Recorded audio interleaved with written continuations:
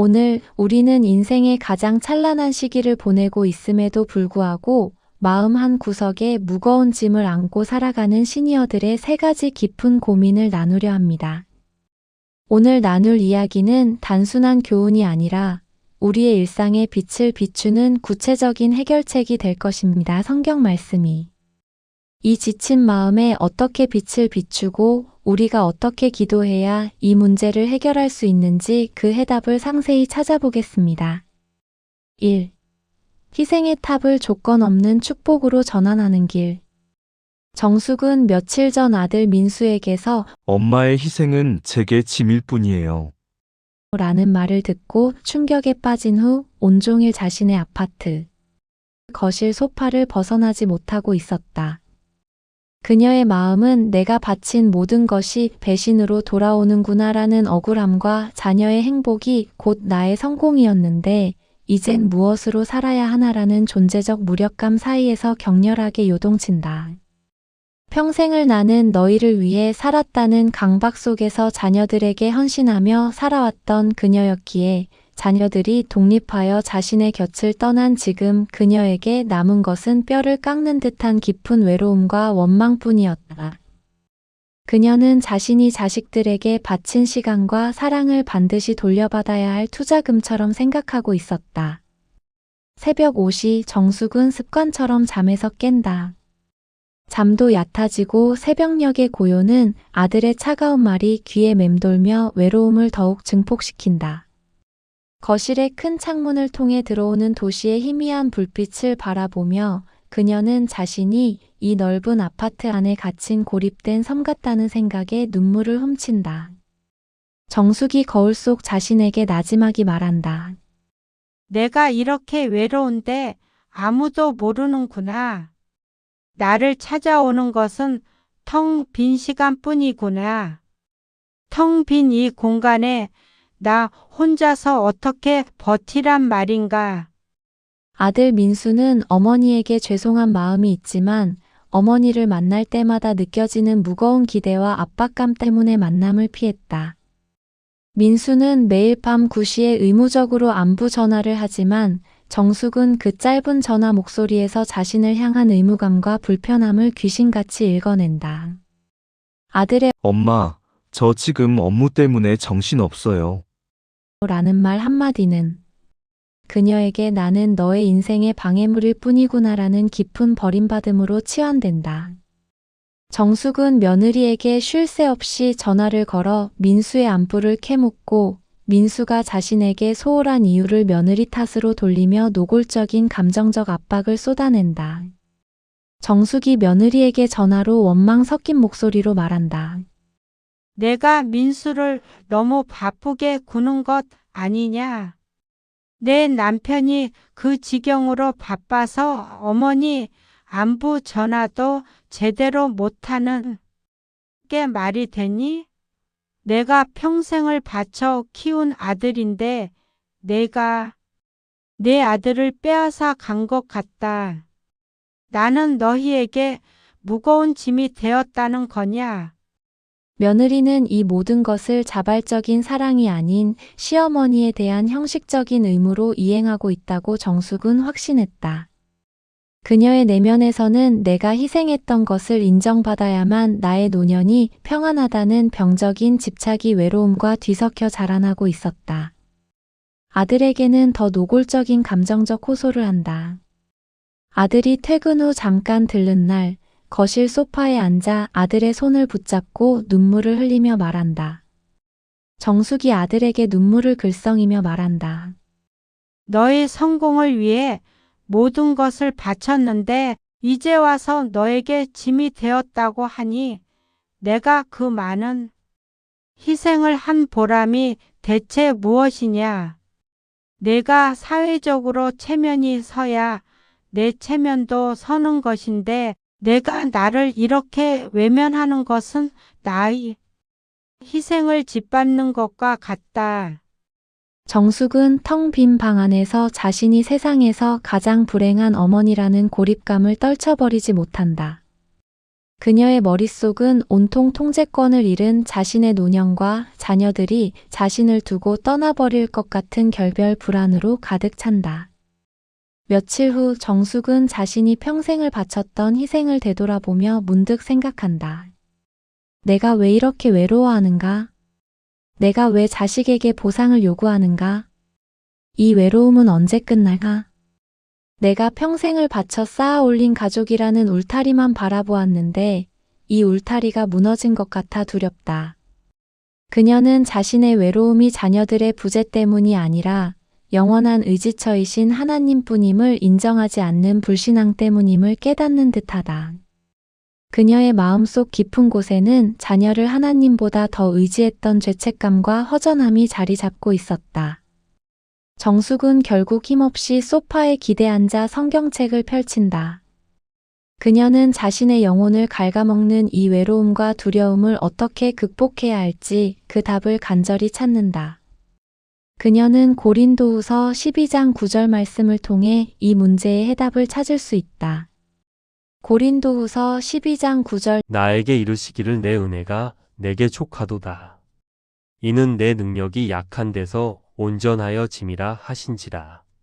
그러므로 도리어 크게 기뻐함으로 나의 여러 약한 것들에 대하여 자랑하리니 이는 그리스도의 능력이 내게 머물게 하려 함이라. 사랑하는 시니어 여러분, 평생 쌓아 올린 희생의 탑이 무너지고 자녀에게 짐이 되었다는 절망감에 갇혀 계십니까? 정숙 여사님처럼 우리가 가장 의지했던 자녀를 향한 희생이 조건적인 보상을 요구하는 족쇄가 되었을 때 우리의 노년은 원망과 외로움으로 가득 차게 됩니다. 이 말씀은 우리가 가장 약하고 무력한 순간에도 하나님께서 우리를 붙드신다는 절대적인 약속을 선포합니다.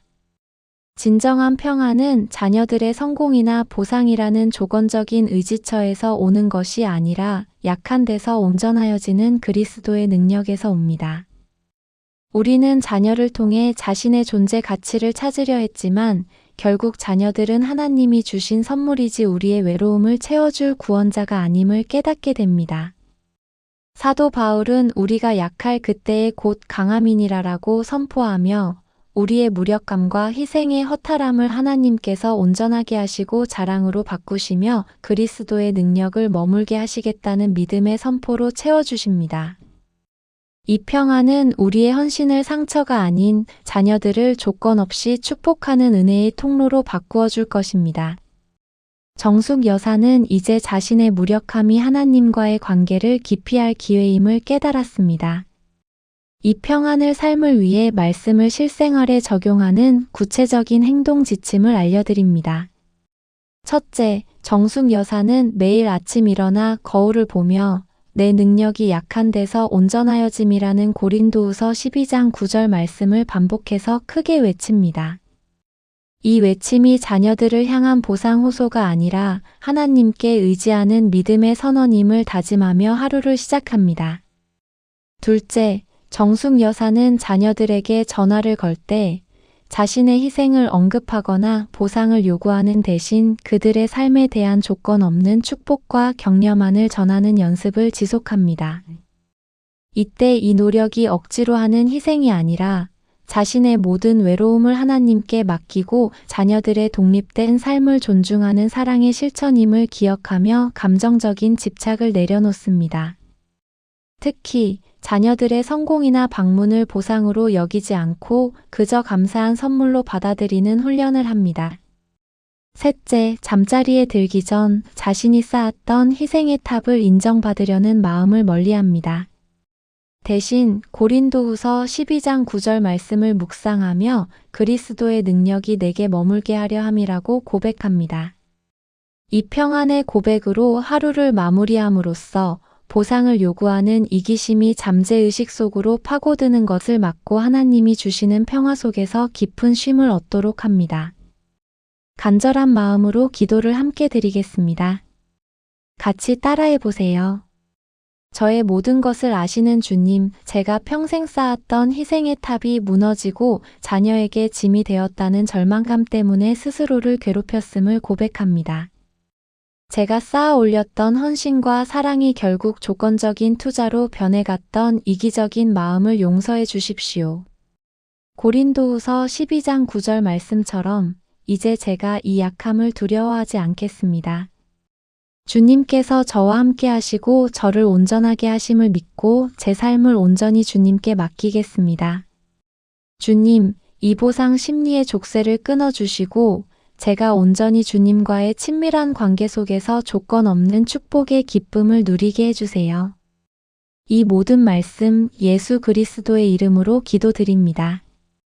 아멘. 2. 홀로 서는 시간 속 영원한 동반자를 만나는 법. 혜진은 남편과 사별한 지 1년이 되었지만 여전히 거실 소파에 앉아 남편의 낡은 스웨터를 끌어안고 있었다.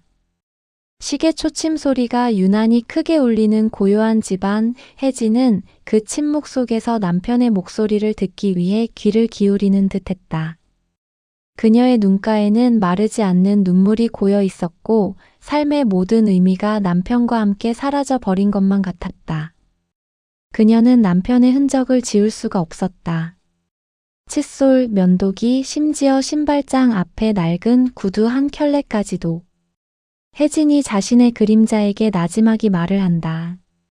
여보, 나 혼자서는 아무것도 할 수가 없어.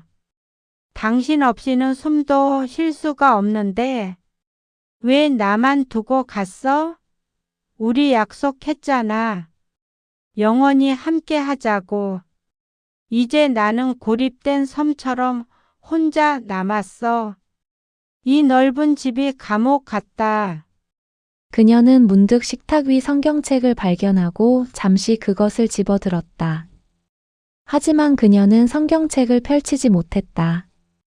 그 안에 적힌 모든 위로의 말씀들이 지금 그녀의 고통 앞에서는 공허한 메아리처럼 느껴졌기 때문이다. 그녀는 오직 남편의 빈자리와 홀로 서는 시간이 주는 처절한 무력감에만 집중했다. 자녀들은 어머니의 외로움을 걱정하여 매일 밤 9시에 안부 전화를 하고 주기적으로 주말에 방문하지만 혜진은 그들의 짧은 전화 목소리나 방문 속에서 자신을 향한 의무감과 불편함을 귀신같이 읽어낸다. 아들의 엄마, 저 바쁘니까 빨리 끊을게요. 라는 말 한마디는 그녀에게 나는 너의 우선순위가 아니구나라는 깊은 버림받음으로 치환된다. 그녀는 자신이 남편에게 바쳤던 모든 시간을 영원히 함께해줄 동반자라는 이름으로 돌려받아야 한다고 생각했다. 혜진은 며느리에게 쉴 새 없이 전화를 걸어 내가 너무 외롭다. 너희가 남편의 빈자리를 채워줘야 하는 것 아니냐.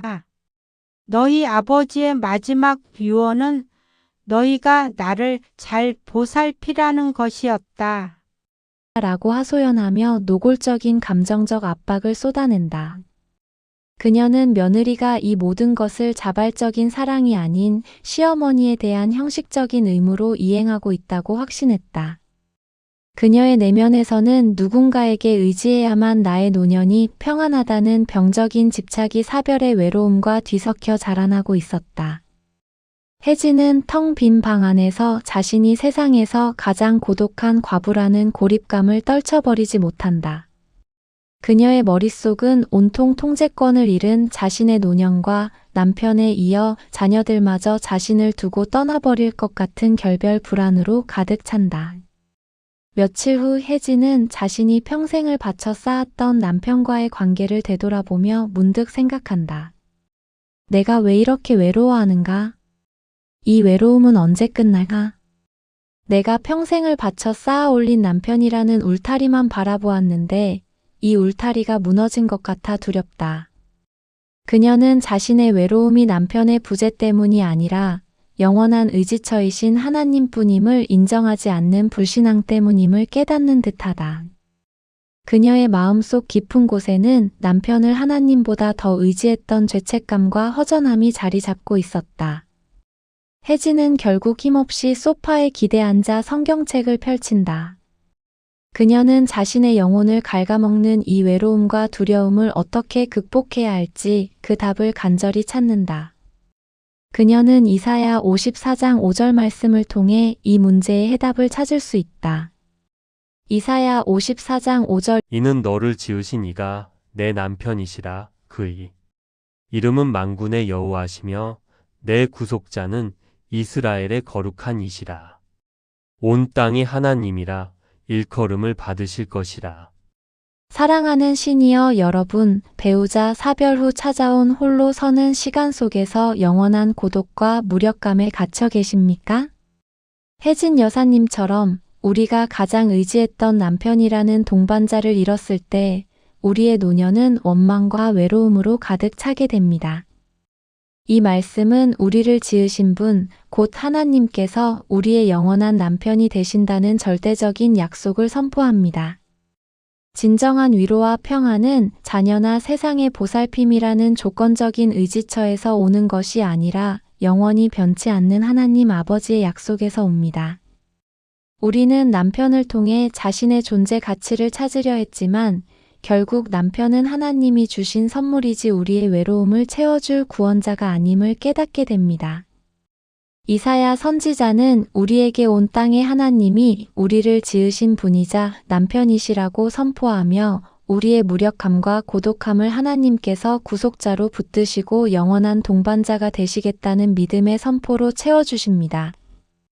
이 평안은 우리의 고독을 상처가 아닌 하나님과의 친밀함을 깊게 하는 축복의 통로로 바꾸어 줄 것입니다. 혜진 여사는 이제 홀로 서는 시간이 하나님과의 관계를 깊이 할 기회임을 깨달았습니다. 이 평안을 삶을 위해 말씀을 실생활에 적용하는 구체적인 행동 지침을 알려드립니다. 첫째, 혜진 여사는 매일 아침 일어나 거울을 보며 너를 지으신 이가 내 남편이시라는 이사야 54장 5절 말씀을 반복해서 크게 외칩니다. 이 외침이 남편을 향한 외로움 호소가 아니라 하나님께 의지하는 믿음의 선언임을 다짐하며 하루를 시작합니다. 둘째, 혜진 여사는 자녀들에게 전화를 걸 때 자신의 외로움을 호소하거나 남편의 빈자리를 언급하는 대신 그들의 삶에 대한 격려와 축복만을 전하는 연습을 지속합니다. 이때 이 노력이 억지로 하는 희생이 아니라 외로움을 하나님께 맡기고 자녀들의 독립된 삶을 존중하는 사랑의 실천임을 기억하며 감정적인 집착을 내려놓습니다. 특히 남편의 유품이나 추억에 집착하는 대신 그 모든 것을 감사한 기억으로 흘려보내고 현재의 하나님과의 관계에 집중하는 훈련을 합니다. 셋째, 잠자리에 들기 전 자신을 찾아오지 않는 자녀들이나 사별의 고통을 원망하는 마음을 멀리합니다. 대신 이사야 54장 5절 말씀을 묵상하며 그의 이름은 만군의 여호와시며라고 고백합니다. 이 평안의 고백으로 하루를 마무리함으로써 고독이 잠재의식 속으로 파고드는 것을 막고 하나님이 주시는 평화 속에서 깊은 쉼을 얻도록 합니다. 간절한 마음으로 기도를 함께 드리겠습니다. 같이 따라해 보세요. 저의 모든 것을 아시는 주님, 제가 배우자와 사별한 후 찾아온 홀로 서는 시간 때문에 영원한 고독에 갇혀 있었음을 고백합니다. 제가 쌓아 올렸던 남편과의 사랑이 결국 조건적인 외로움으로 변해갔던 이기적인 마음을 용서해 주십시오. 이사야 54장 5절 말씀처럼 이제 제가 이 홀로 서는 시간을 두려워하지 않겠습니다. 주님께서 저를 영원한 동반자로 붙드심을 믿고 제 삶을 온전히 주님께 맡기는 참된 믿음을 실천하겠습니다. 주님, 이 고독의 족쇄를 끊어주시고 제가 온전히 주님과의 친밀한 관계 속에서 영원한 동행의 기쁨을 누리게 해주세요. 이 모든 말씀 예수 그리스도의 이름으로 기도드립니다. 아멘. 3. 노년의 분노와 짜증을 다스리고 하나님의 온유함을 닮아가는 비결. 영감은 며칠 전 며느리가 끓여준 된장국이 싱겁다는 이유로 크게 화를 낸 후 온종일 자신의 아파트 거실 소파를 벗어나지 못하고 있었다. 그의 마음은 내가 이제는 집안의 통제권을 완전히 잃었구나라는 처절한 무력감과 자식들이 나를 무시하고 짐으로 여기는 것은 아닐까라는 뿌리 깊은 두려움 사이에서 격렬하게 요동친다.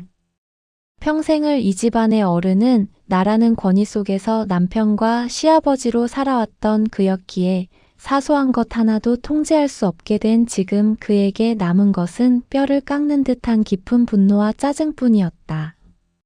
그는 자신이 자식들에게 바친 권위와 희생을 반드시 돌려받아야 할 복종과 존경처럼 생각하고 있었다. 새벽 5시 영감은 습관처럼 잠에서 깬다. 몸이 약해지면서 잠도 얕아지고 새벽녘의 고요는 자신의 분노가 얼마나 추했는지 떠올리며 외로움을 더욱 증폭시킨다. 거실의 큰 창문을 통해 들어오는 도시의 희미한 불빛을 바라보며 그는 자신이 이 넓은 아파트 안에 갇힌 고립된 왕 같다는 생각에 한숨을 쉰다. 내가 이렇게 화를 내는데 아무도 내 마음을 모르는구나. 나를 찾아오는 것은 텅 빈 무력감뿐이구나. 아들 내외는 아버지의 분노가 외로움 때문이라는 것을 알았지만 그 분노를 감당하기 힘들었다.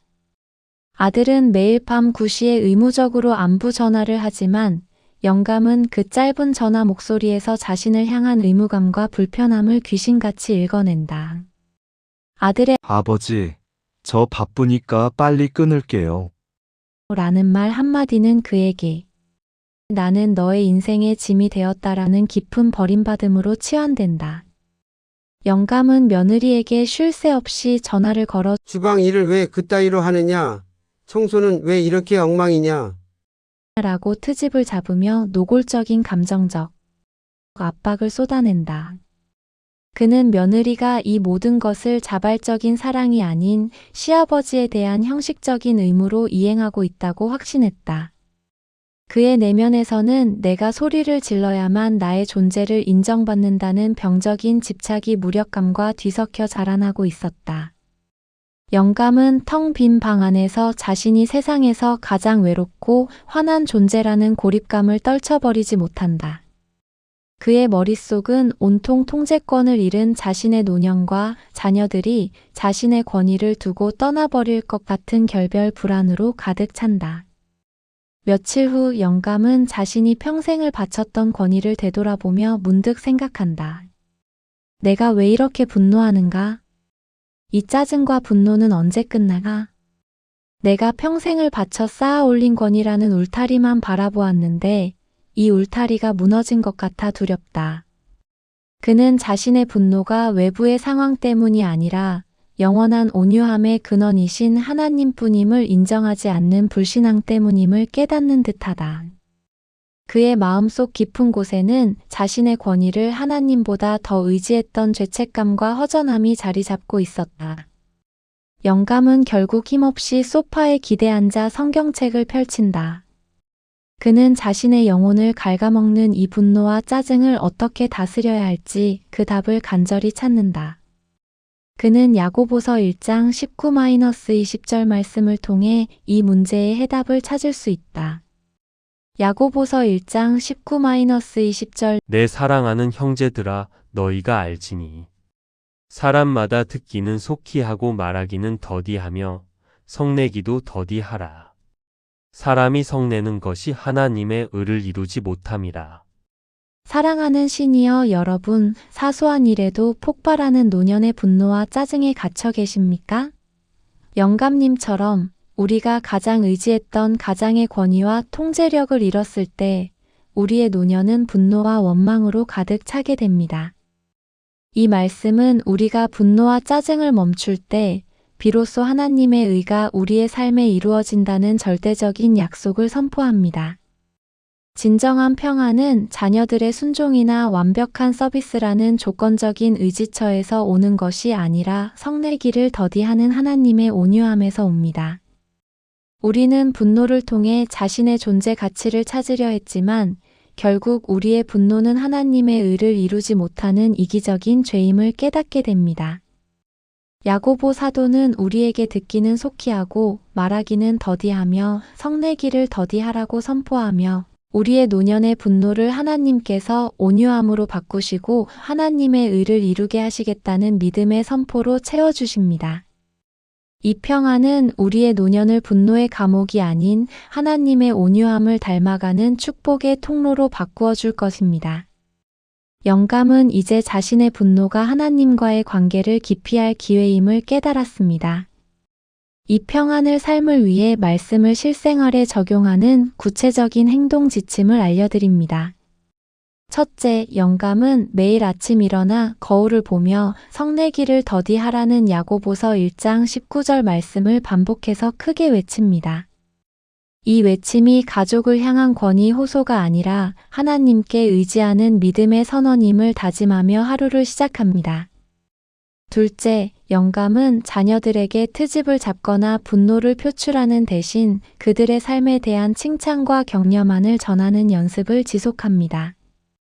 이때 이 노력이 억지로 하는 희생이 아니라 분노를 하나님께 맡기고 자녀들의 독립된 삶을 존중하는 온유함의 실천임을 기억하며 감정적인 집착을 내려놓습니다. 특히 사소한 실수에 반응하지 않고 무시의 감정이 들 때마다 하나님만이 나의 평가자이시다라는 믿음의 고백으로 대체하는 훈련을 합니다. 셋째, 잠자리에 들기 전 자신을 무시하는 듯한 자녀들을 원망하고 간섭하려는 마음을 멀리합니다. 대신 야고보서 1장 20절 말씀을 묵상하며 사람이 성내는 것이 하나님의 의를 이루지 못함이라고 고백합니다.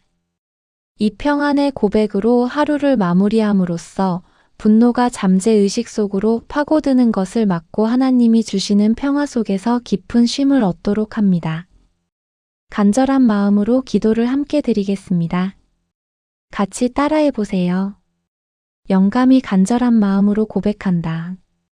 저의 모든 것을 아시는 주님, 제가 노년의 무력함과 외로움 때문에 사소한 일에도 분노와 짜증을 폭발시켰음을 고백합니다.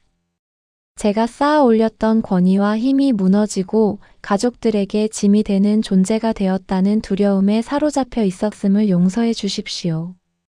야고보서 1장 19절 말씀처럼 이제 제가 성내는 것을 더디하겠습니다. 주님께서 저와 함께 하시고 저를 온유함으로 붙드심을 믿고 제 삶을 온전히 주님께 맡기는 참된 믿음을 실천하겠습니다. 주님, 이 분노와 짜증의 족쇄를 끊어주시고 제가 온전히 주님과의 친밀한 관계 속에서 평안과 온유함의 기쁨을 누리게 해주세요.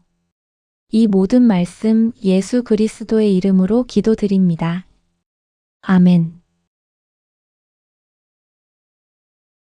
성경은 결코 우리의 현실을 외면하는 막연한 교리가 아니라 여러분의 오늘을 평안하게 만드는 가장 구체적이고 확실한 해결책임을 믿으시기 바랍니다. 우리는 긴 시간 동안 깊은 이야기를 나누었고 이 시간이 여러분의 삶에 작은 위로가 되었기를 진심으로 바랍니다. 이제 다음 시간에는 여러분이 매일 밤 홀로 고민하는 3가지 깊은 짐을 말씀 안에서 풀어보고자 합니다. 첫째, 황혼 이혼과 고독, 둘째, 깨진 관계 속에서 스스로를 용서하는 법, 셋째, 자녀와의 문화 차이를 인정과 존중으로 세대 간 격차를 넘는 지혜의 길은 무엇인지 그 해답을 찾아보겠습니다. 이 소중한 말씀을 놓치지 않도록 구독과 좋아요, 알림 설정을 통해 우리의 말씀 나눔에 계속 함께해 주세요. 다음 회차에 더욱 큰 은혜로 만나 뵙겠습니다. 감사합니다.